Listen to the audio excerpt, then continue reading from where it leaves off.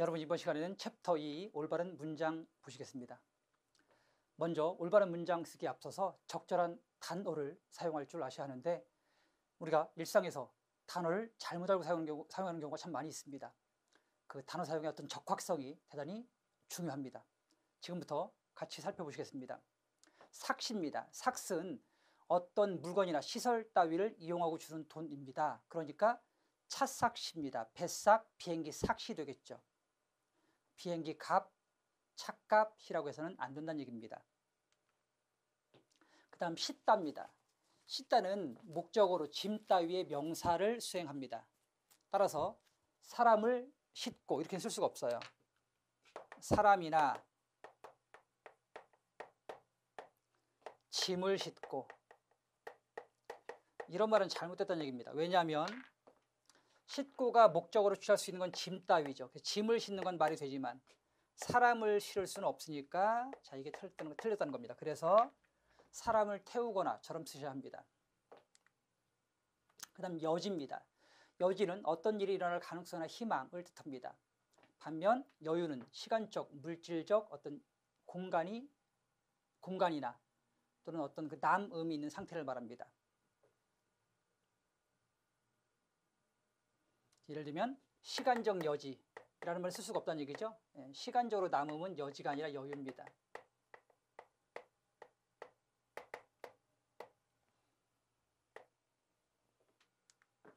그 다음 우리와 저희입니다. 우리에 대한 낮춤말이 저희지 않습니까? 그런데 단 저희를 쓸 수 없는 경우가 있습니다. 첫 번째, 청자를 포함하는 경우는 쓸 수 없습니다.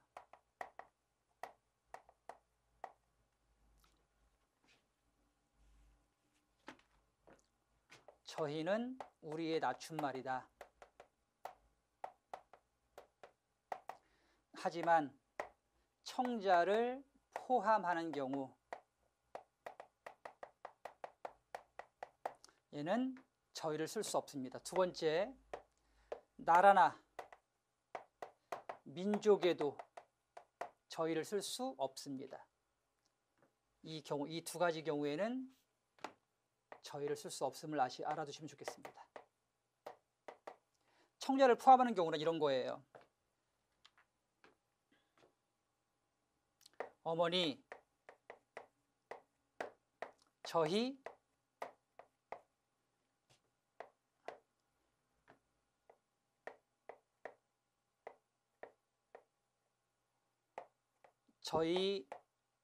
나가서 먹어요.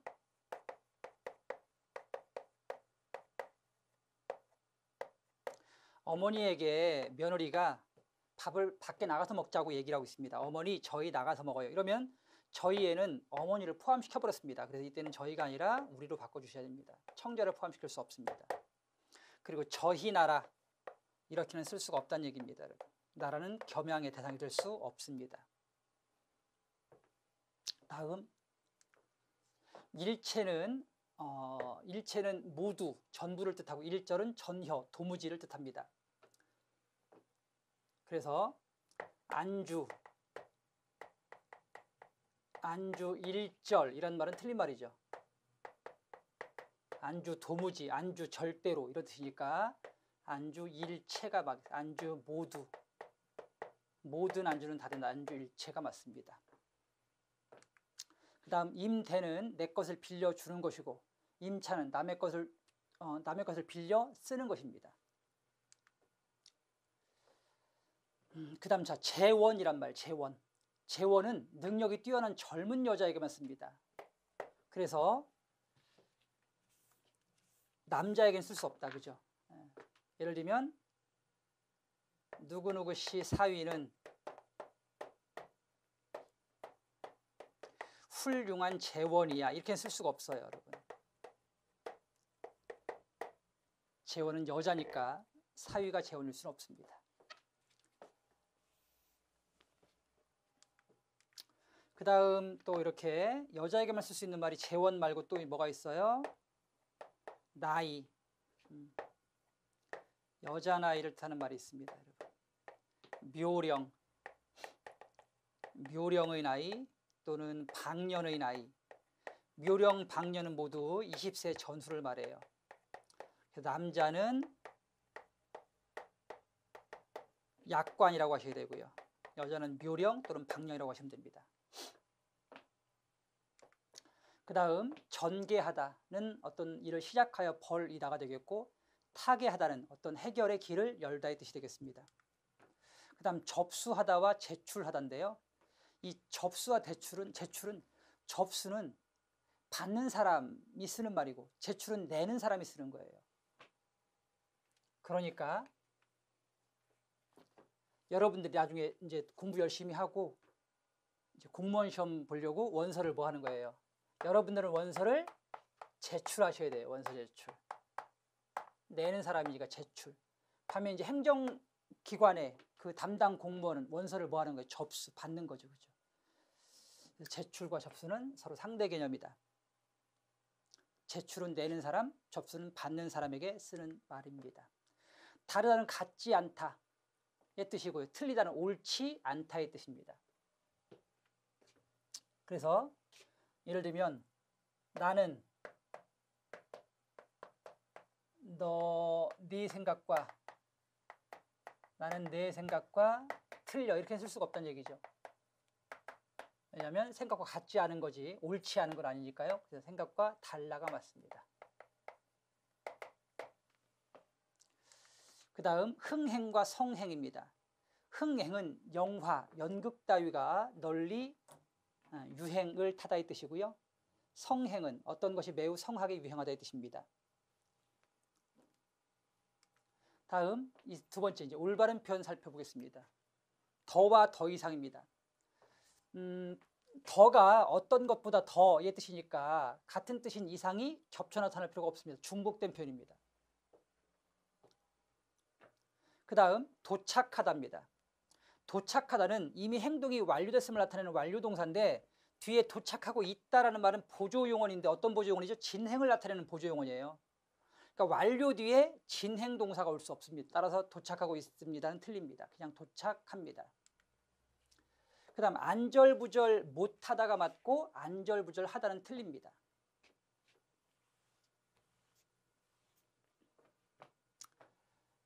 여러분 부정스러워하고 어울리 쓰는 말들이 있어요. 부정스러워 호응을 이루는 말 안절부절 안절부절 못하다. 또 칠칠 맞지 못하다. 또 주책 없다. 이런 말들은 뒤에 부정스러워가 와야 돼요. 안절부절 못해야 하고 칠칠 맞지 못해야 하며 주책 없다. 자, 그 다음에 어처구니 없다 또는 같은 말로 어이없다도 맞습니다. 어처구니 없다, 어이없다. 그 다음 자문. 자문은 전문가나 그 방면의 어떤 전문가들로 이루어진 기구의 의견을 물음의 뜻입니다. 그러니까 자문하다가 맞지 자문을 구하다 또는 자문을 받다처럼 쓸 필요가 없습니다. 역시 중복됐습니다. 자문에 이미 구하다, 묻다 의미가 들어가 있으므로 그냥 자문하다라고 쓰시면 됩니다. 그 다음 주책 없다가 맞고 주책이다는 틀립니다. 그런데요, 이게 이제 얼마 전에 바뀌었습니다. 얼마 전에 주책이다도 새롭게 표준어로 허용됐습니다. 따라서 이 부분은 고치셔야 하겠습니다. 그 다음 탓이다. 어떤 탓은 주로 부정적인 의미에 나타나는 원인을 뜻합니다. 반면 좀 더 어떤 긍정적인 원인에 뜻하는 말은 어떤 덕분 이런 말을 쓰시면 되겠습니다. 그래서 성실하다, 노력하다 등의 긍정적인 의미를 지닌 단어와 어울려 쓸 수는 없습니다. 다음 이번에는 올바른 사동 또는 피동 표현 되겠습니다. 교육하다가 맞고 교육시키다는 틀립니다. 또 소개하다가 맞고 소개시키다는 틀립니다. 왜? 주체가 그 동작을 직접 하는 걸 주동이라고 하고 주동일 때는 하다를 쓰지 시키다를 쓰지 않습니다. 시키다는 주체가 어떤 동작을 남에게 하게 할 때, 즉 사동일 때만 쓰는 것입니다. 그래서 소개하다, 교육하다가 맞습니다. 그 다음 대여하다와 대여받답니다. 대여하다는 빌려주다라는 뜻입니다. 따라서 주체가 누구인지에 따라서 대여하다와 대여받다를 구분해서 써야 합니다.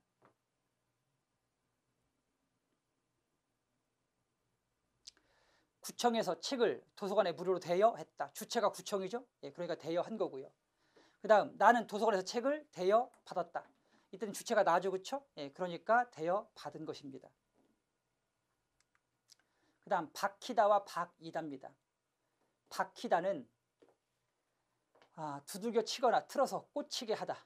그러니까 못이 박히다. 또는 속이나 가운데 들여넣다. 한 곳을 뚫어지게 바라보다. 또 사람이 한 곳에 들어앉아 나가지 아니한 상태를 계속하다. 이런 게 박히다입니다. 반면 박이다는 버릇, 생각, 태도 따위가 깊이 배다.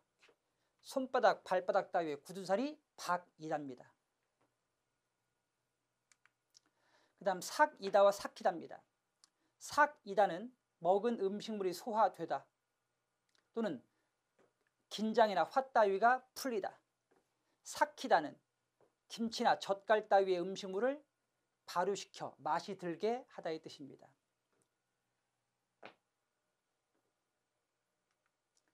그 다음 세다하고 세우다가 있습니다. 세다는 자동사고 세우다는 타동사입니다. 그래서 날이 새다처럼 쓸 수 있는 것이고요. 밤을 새우다가 맞습니다. 참고로 자동사, 타동사 구별을 해야 되는 어휘를 몇 가지 알려드릴게요, 여러분.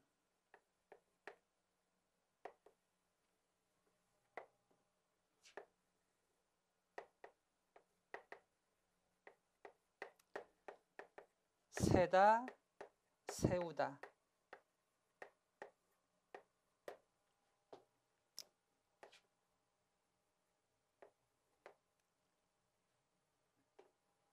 목이 매다, 목을 매다. 허리띠를 매다, 타동사입니다. 목이 매다, 목을 매다. 그 다음 불이 비치다, 불을 비추다.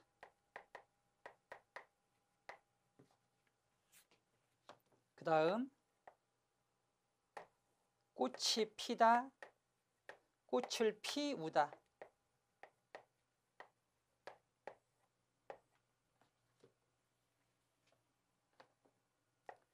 그 다음 살이 애이다, 살을 애다가 애다. 이렇게 자동사, 타동사를 구별해야 쓰는 어휘들, 구별해야 되는 어휘들이 있으니까 이런 것들의 사용에 주의를 기울이시기 바랍니다. 다음 이번엔 썩히다와 썩이다입니다. 썩히다는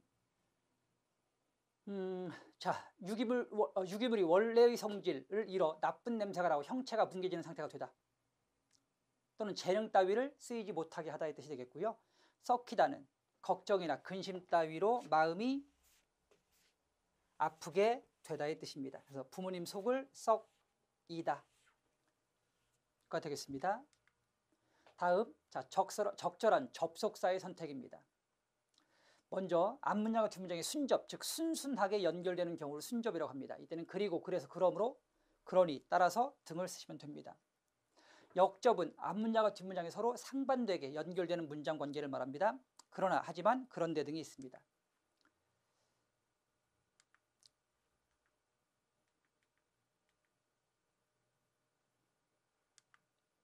그 다음에 시험에 자주 기출되는 부사, 접속부사입니다. 먼저 그런데, 화제의 방향을 다른 방향으로 전환시킬 때 씁니다. 비가 많이 오네요.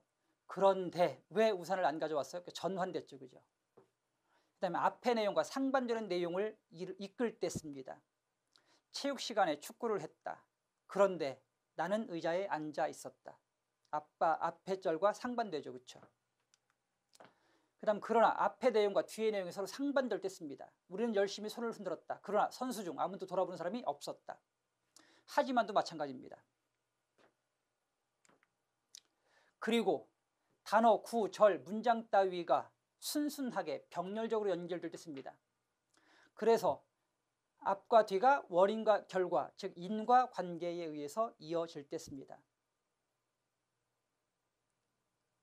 하물며 그도 그러한데 더욱이 란 뜻입니다. 주로 이렇게 의문형, 하물며 사람이야처럼 이제 의문형으로 사용되는 것이 특징입니다. 그러므로 인과관계의 접속어가 되겠고요. 예, 따라서도 마찬가지입니다. 그 다음 이제 부사입니다. 게다가, 그러한 데다가의 뜻이고요. 더구나는 어떤 사실에 더하여, 결코는 어떤 경우에도 절대로의 뜻입니다. 주로 부정수로와 함께 쓰입니다. 곧 바꾸어 말하면 다름 아닌 바로, 즉 이런 환원관계, 즉 말을 바꿔서 설명할 때 쓰는 접속어입니다. 또는 그렇지 않으면 의 뜻입니다. 병렬관계의 접속어입니다. 또한 그 위에 더 또는 거기에다를 뜻합니다. 및 그리고 그 밖에 또의 뜻을 가진 접속 부사입니다. 요컨대 중요한 점을 말하자면의 뜻입니다. 문장의 맨 앞에 옵니다. 그 다음 5번째 문법적 직권 키우기. 첫 번째 적절한 조사와 어미의 사용입니다. 역격조사에는 에게와 에가 있습니다. 그런데 에게는 언제 쓰는 거고 에게는 유정명사 뒤에 쓰는 거고요. 즉 움직일 수 있는 명사. 반면 에는 움직일 수 없는 무정명사 뒤에 쓰는 거예요. 알겠습니까, 여러분? 둘 다 언제 쓴다?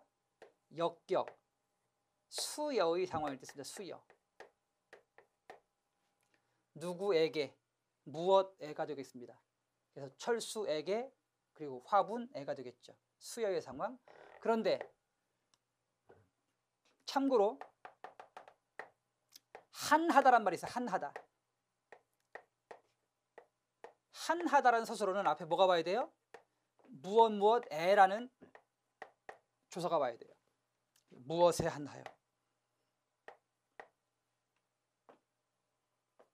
다음 보시겠습니다. 면서입니다. 면서는 두 가지 이상의 움직임이나 사태 따위가 동시에 겸하여 일어날 때 씁니다. 다음 고하고 와입니다. 고, 두 가지 이상의 사실을 대등하게 벌여놓는 연결어미입니다.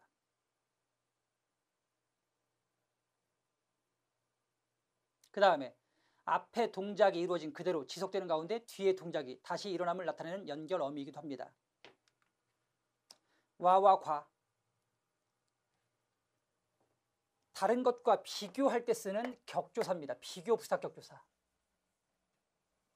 그 다음 함께, 즉 동반 상태임을 나타낼 때 쓰는 역시 격조사입니다. 비교나 함께.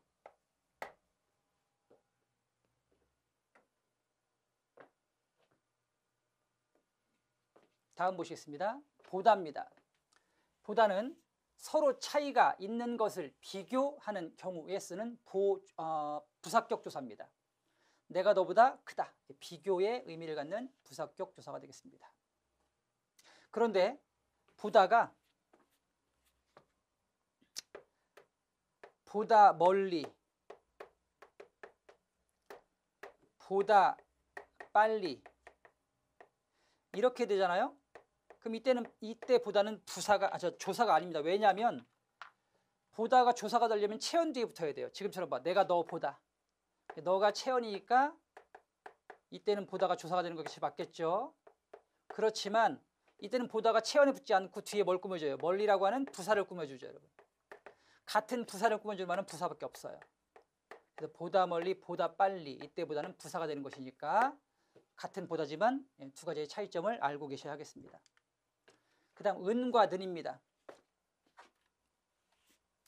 은과 는은 비교 또는 대조의 용법을 나타내는 부조사로 쓰이기도 하고요. 또 그 다음에 앞말이 관용어의 구실을 하는 관용사용 전성 어미로 사용되기도 합니다. 그래서 용언 어간 뒤에 붙으면 어미, 그 다음 체언 뒤에 붙으면 조사가 되는 것입니다. 예를 들면 공부 공부하든 이러면 이때 드는 공부하다가 어간이니까 어미가 되겠죠? 그런데 철수는 이러면은요 철수가 체언이니까 너는 뭐가 되겠다? 조사가 되겠죠. 그래서 같은 은이지만 이렇게 어미와 조사로 같이 쓸 수 있습니다.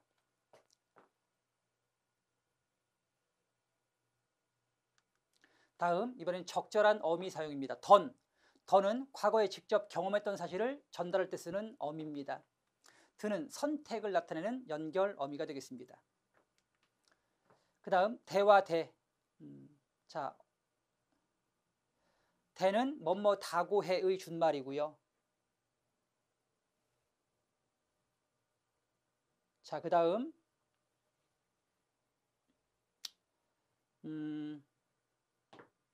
과거 어느 때에 직접 경험하여 알게 된 사실을 현재의 말하는 장면에 그대로 옮겨 전달할 때는 어이대를 씁니다.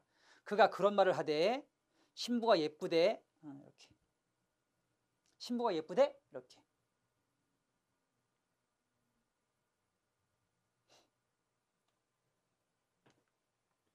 다음 리을께입니다. 리을께는 말하는 사람이 행동할 것을 약속하는 표현입니다. 즉 화자가 어떤 행동을 약속할 때 쓰는 겁니다. 화자가 말하는 사람이 자신의 행동을 약속할 때 쓰는 것이므로 언제 쓸 수 없다 여러분? 청자에게 쓸 수 없다. 그래서 가령 환자분 주사 맞게 침대에 누우실게요. 여기 리을께 같은 표현. 지금 누구에게 썼죠 여러분? 청자인 환자에게 썼죠. 그렇죠? 이렇게 쓸 수가 없습니다. 이런 거 조심하시기 바랍니다.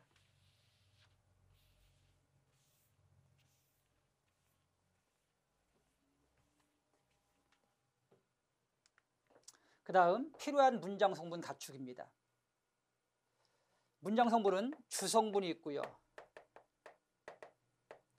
부속 성분이 있습니다. 여러분. 주성분에는 주어, 서술어, 목적어, 보어가 있고 부속 성분에는 관형어와 부사어가 있어요. 그죠? 그런데 이 주성분은 무슨 성분이 되는 거고 필수 성분이 되는 거고 그러니까 생략돼서는 안 되는 성분이 되는 거예요. 반면 관형어나 부사어는 부속 성분이니까 생략해도 되는 성분인데 문제는 부사어에 무슨 성분이 있다? 필수적 부사어는 생략돼서는 안 되는 성분이 됩니다. 그러니까 생략된 성분 찾는 문제는 그것이 주어, 서술어, 목적어, 보어가 생략되는지 아니면 필수 부사가 생략되는지를 따져보시면 됩니다. 같이 보시겠습니다. 문학은 다양한 삶의 체험을 보여주는 예술 장르로서 문학을 즐기는 예술적 본능을 지닌다. 자, 그럼 보겠습니다. 삶의 체험을 보여준다. 서술어부터 먼저 찾으세요, 여러분. 서술어부터 체험을 보여준다. 뭐가? 문학은. 그럼 여기는 맞죠. 그 다음에 또 즐긴다. 또 본능을 지닌다.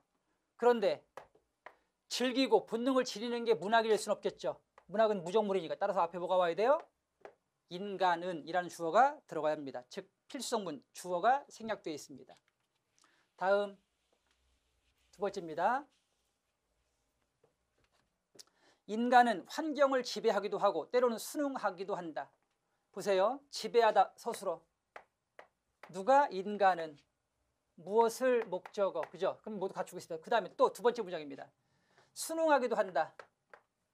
순응한다. 서술어. 누가? 인간은. 근데 인간은 순응한다. 말이 됩니까 여러분? 안 되죠. 순응하려면 필수적 부사어 즉 무엇? 애가 필요하죠. 인간은 자연에 순응하기도 한다와 같은 필수적 부사어가 있어야 합니다. 그 다음 자 본격적인 공사가 언제 시작되고 언제 개통될지 모른다. 여기 보세요. 시작되다. 서술어. 뭐가? 공사가. 그런데 자 개통되다. 서술어. 하지만 개통되는 게 공사일 수는 없겠죠. 개통되는 건 공사가 아닌 뭐예요 여러분? 도로가 또는 터널이 뭐 이런 개통될 수 있는 무엇인가가 들어가야 됩니다. 따라서 자 역시 필수적 성분인 주어가 생략된 잘못된 문장이 되겠습니다.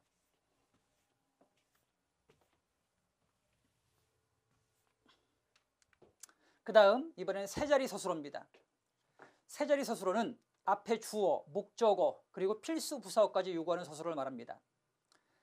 예컨대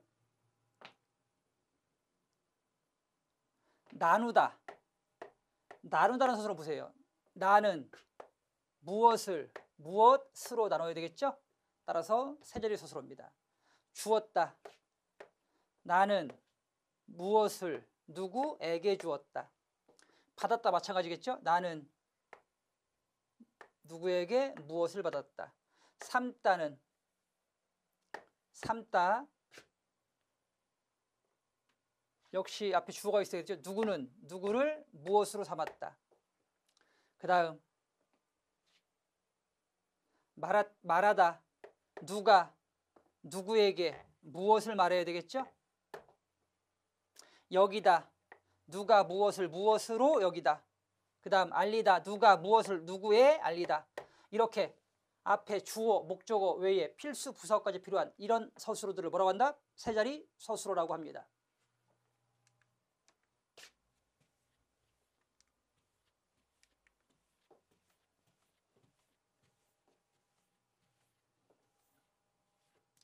다음 불필요한 문장 성분 삭제하기입니다. 즉 ing의적 표현 또는 중복된 표현이 있으면 바람직하지 않습니다. 예문으로 파악하기 같이 보시겠습니다. 그 선수의 장점은 경기 흐름을 잘 읽고 다른 선수에게 공을 잘 보내준다는 것이 큰 장점이다. 앞에 그 선수의 장점은 이라는 말이 들어갔는데 또 뒤에 장점이라는 말이 다시 들어갔습니다. 이런 것들은 바람직하지 않습니다. 그냥 그 선수의 장점은 경기 흐름을 잘 읽고 다른 선수에게 공을 잘 보내준다는 것이다 라고만 해도 충분합니다. 그 다음 두 번째입니다. 방학 기간 동안.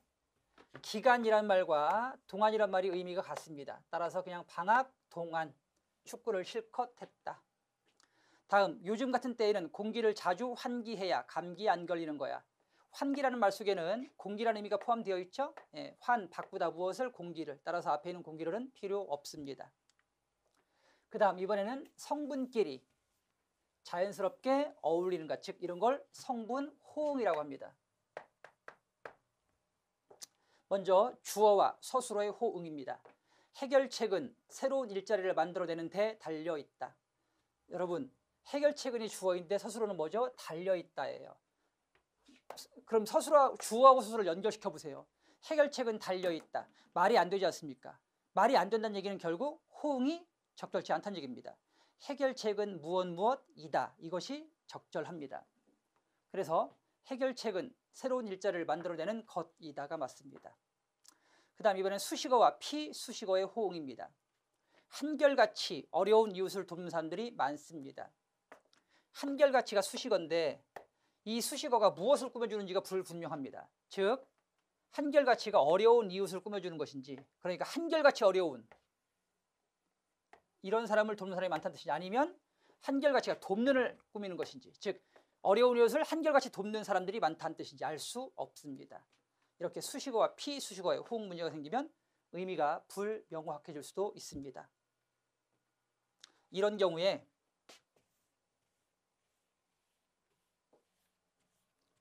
쉼표를 찍으면 이러한 중의성은 해소됩니다.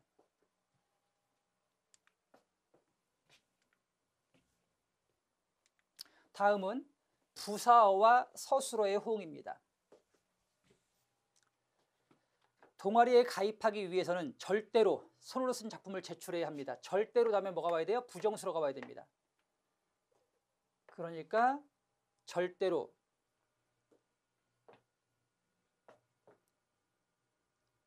워드로 작성한 작품을 제출해서는 안 됩니다. 저렇게 쓰셔야 됩니다. 그 다음에 이제 아니면 긍정문이 올 때는 뭘 써야 돼? 반드시가 와야 합니다. 이런 것들을 부사어와 서술어의 호응이라고 합니다. 역시 유의해야 할 부사어들이 있습니다.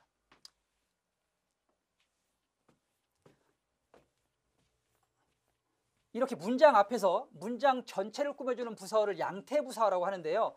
이러한 양태부사어는 특정 서술어 또는 특정 어미하고만 연결되는 특징이 있습니다. 예컨대 비록 다음에 뭐가 와야 돼요? 뭐뭐일지라도 또는 뭐뭐이지만은이 와야 됩니다. 그 다음 다만 다음에는 뭐뭐라도, 그 다음 결코는 아니다 없다처럼 부정수로가 함께 쓰입니다. 그 다음 반드시는 뭐뭐 해야 한다. 차라리 등은 자, 여러 가지 사실을 말할 때 절이 하는 것보다 일이 하는 것이 더 나음을 뜻합니다. 일절은 아주, 전혀, 절대로의 뜻입니다. 아까 일체와는 뜻이 다르다고 말씀드렸습니다. 그 다음 6번째, 관형화 구성 바르게 하기입니다.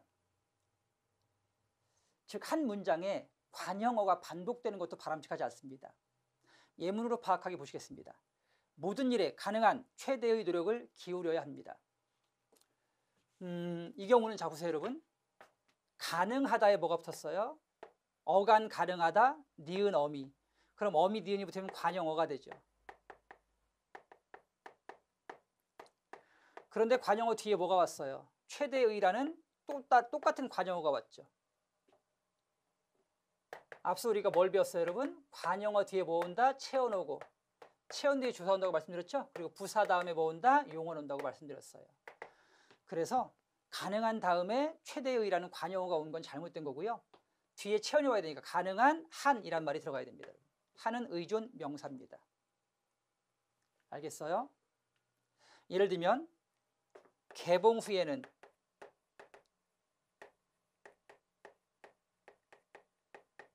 가능한 빨리 드시기 바랍니다. 이 말은 적절치 않습니다. 왜요? 가능한이 관형어인데 뒤에 뭐가 왔어요? 체언이 오지 않고 빨리라는 부사가 왔습니다. 그래서 역시 뭐가 들어가야 돼? 가능한 한이란 말이 들어가야 돼요. 그 다음에 또 여러분들 익히 알고 있는 노래 중에 나의 살던 고향은, 나의 살던 고향은 뭐 이런 노래 아시죠? 그죠? 그런데 이것도 지금 심각한 오류를 범했어요. 왜요? 나, 즉 체언이죠. 거기에 의가 붙으면 뭐가 되죠 여러분? 의는 체언을 관형어로 만들어주는 조사예요. 관형격 조사입니다. 따라서 이때 나의는 관형어가 되죠. 이 조사의 때문에 관형어가 됐어요. 그럼 관형어 뒤에 뭐가 와야 된다고? 체언이 와야 된다고 했잖아. 그치? 근데 뒤에 뭐가 와서 살다라고 하는 용언이 왔어요. 그러니까 이런 것들은 순서 배열상 맞지 않다. 그래서 고쳐야 돼요. 어떻게 고쳐야 돼요? 내가 살던으로 바꾸셔야 됩니다, 여러분.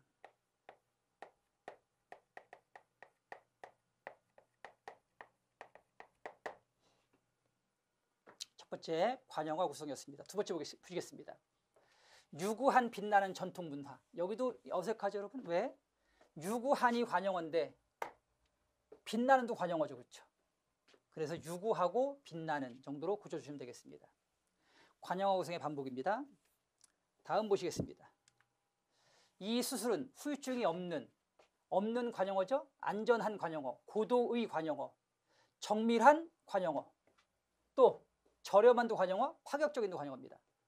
관형어가 무려 몇 개, 한 문장에 몇 개 왔어요. 없는, 안전한, 고도의, 정밀한, 파격적인, 저렴한, 심각한 구조상의 오류를 범했습니다. 따라서 이 문장은 이 수술은 고도로 정밀하여 후유증이 없고 안전하며 비용도 파격적으로 저렴하다 정도로 바꿔주시면 이런 관형화 구성 문제가 해결됩니다.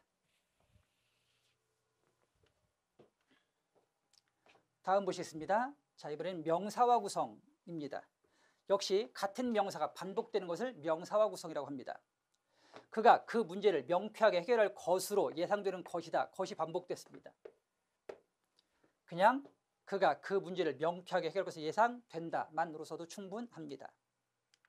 다음, 여름이 되면 수해 방지 대책 마련에 철저를 기해야 한다. 에서 보시면 수해 명사, 방지 명사, 대책 명사, 마련 명사 같은 명사가 반복되고 있습니다. 이런 경우 동작 명사가 있습니다. 방지하다, 마련하다. 이런 동작 명사는 서술어로 풀어주는 것이 더 적절합니다. 수해를 방지할, 대책을 마련하는 데에 철저를 기해야 한다가 맞겠습니다. 그 다음 이번에는 우리말답지 않은 표현들입니다. 우리말답지 않은 표현이라고 하는 것은 외국어체를 직접 갖다 쓰거나 아니면 외국어 번역체, 즉 일본어 번역체 또는 영어 번역체 문체를 갖다 쓰는 것을 말합니다.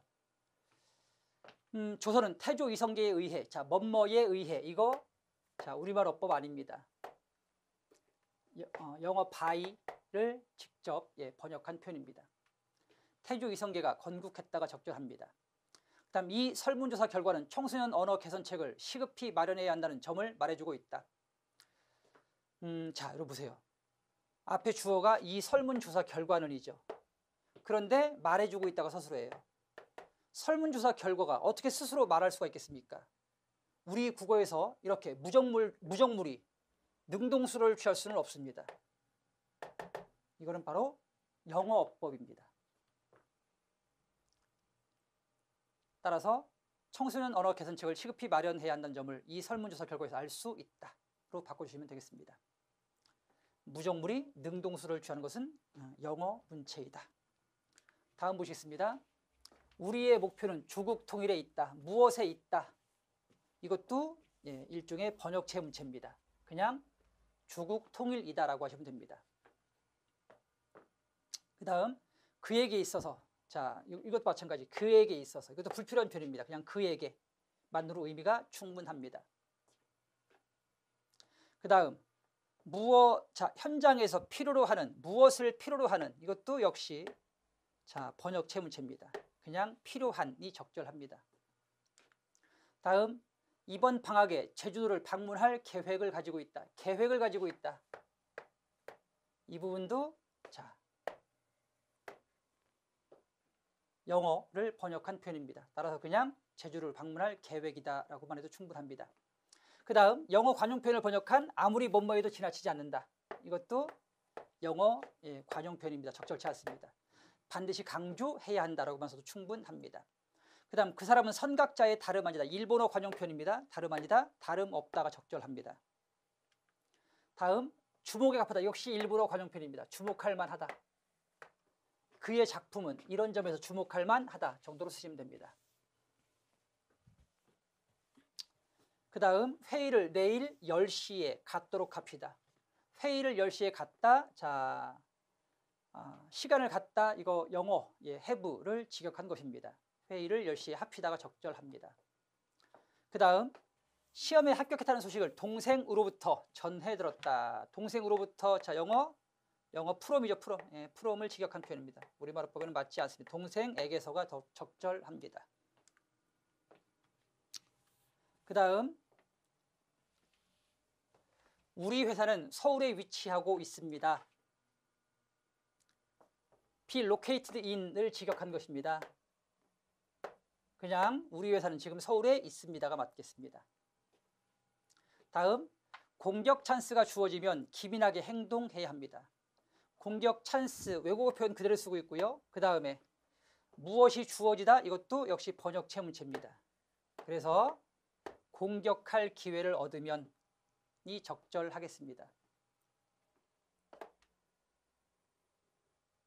다음 새로운 경제팀에는 유연한 정책 대응 자세가 요구된다. be require of 정도를 번역한 것 같습니다. 필요하다. 즉 새로운 경제팀에는 유연한 정책 대응 자세가 필요하다가 적절합니다. 자, 이렇게 해서 자, 우리말답지 않은 표현까지 했습니다. 그럼 지금까지 우리가 한 것들이 다 어법입니다, 여러분. 그래서 어법에 대해서 자, 정리해 드리겠습니다. 어법이라고 하는 것은 우리말이 지켜야 할 규칙을 말하는데요. 이 어법에 해당하는 것은 여러 가지가 있습니다. 첫 번째, 정확한 어휘 사용입니다, 여러분.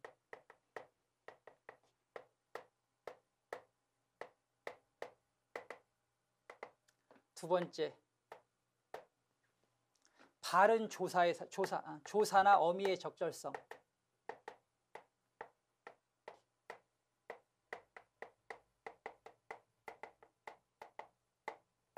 정확한 어휘 사용 그리고 조사나 어미의 적절성도 어법입니다. 그 다음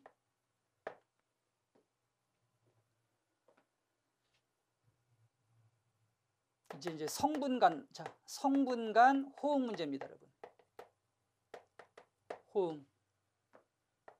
그러니까 예를 들면 주어하고 서술어, 또 목적어하고 서술어의 호응, 또 부사어하고 서술어의 호응, 이런 것들을 성분간 호응이라고 하죠. 예. 그 다음에 또 네 번째, 이번에는 필수 성분 생략입니다, 여러분.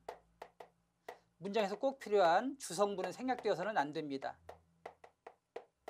과도한 문장 생략이 되겠죠. 그 다음에 다섯 번째는 중복된 표현입니다. 한 문장에 같은 말이 두 번 들어갈 필요는 없습니다. 중복된 표현도 바람직하지 않습니다.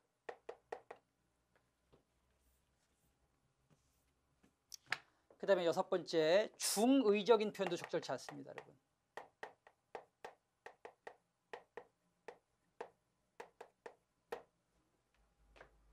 일곱 번째, 논리적인 모순이 있는 표현도 바람직하지 않죠.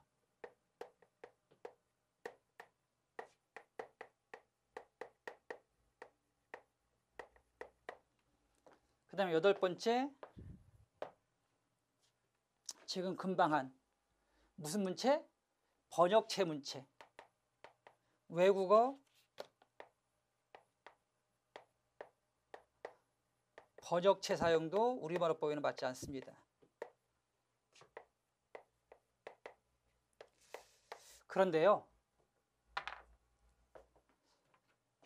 1, 2, 3, 4, 5, 6, 7, 8까지 있는데 이 7번까지는, 이 7가지는 이건 어법상 오류가 분명합니다. 반면 이 외국어 번역체는 이건 어법상 오류라고 보기는 어렵고요. 이건 지양, 하지 말아야 할 것, 가능한 한 쓰지 말자. 이건 반드시 고쳐야 되는 거고요. 이거는 가능한 한 쓰지 말자는 얘기입니다. 우리가 자연스럽지 않다.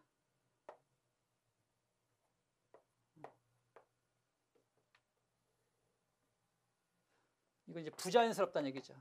우리말어법에는 적절치 부자연스럽다. 그래서 만약 다음 중 외국어 번역체가 사용된 것은 또는 사용되지 않은 것은, 이렇게 물어보면 이제 이런 그 번역체를 알아둘 필요가 있지만, 그게 아니고 그냥 어법으로 물어보면 사실은 외국어 번역체는 크게 그 어법 가지고 문제를 삼지 않습니다, 여러분. 어법에서는 정확한 어휘 사용, 예를 들면 아까 뭐 있었어요, 여러분? 자, 재원 같은 말 남자에게는 쓸 수 없다, 그죠? 또 조사와 어미의 적절성, 유정명사 뒤에는 뭐가 온다? 유정명사 뒤에는 애게가 오고, 무정명사 뒤에는 뭐가 온다? 애가 온다, 그렇죠? 이런 것들, 조사의 적절성. 또 직접 인용되면 뭐가 온다? 라고가 오고, 간접 인용되면 뭐가 온다? 고가 오잖아요, 그죠? 이런 것들. 성분간 호응 아까 했고요, 그죠? 필수 성분 생략, 꼭 들어가야 할 성분이 생략되면 된다, 안 된다? 안 된다. 예를 들면 짐이나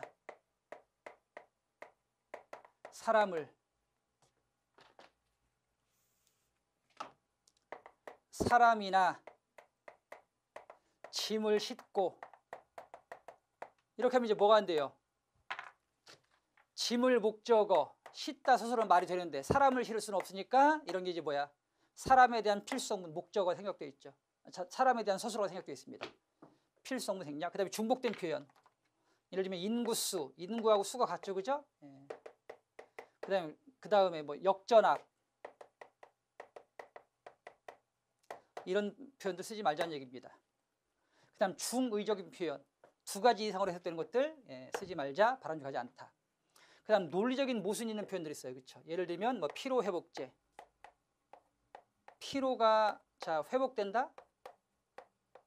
회복은 앞의 상태로 되돌려준다는 뜻이에요. 따라서 피로회복은 피로한 상태로 돌려준다는 뜻입니다. 그러니까 모순이 있죠, 그렇죠? 이런 건 뭘로 바꿔야 돼요?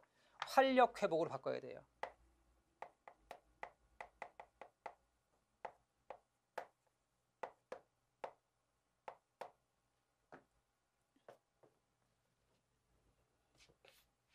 그 다음,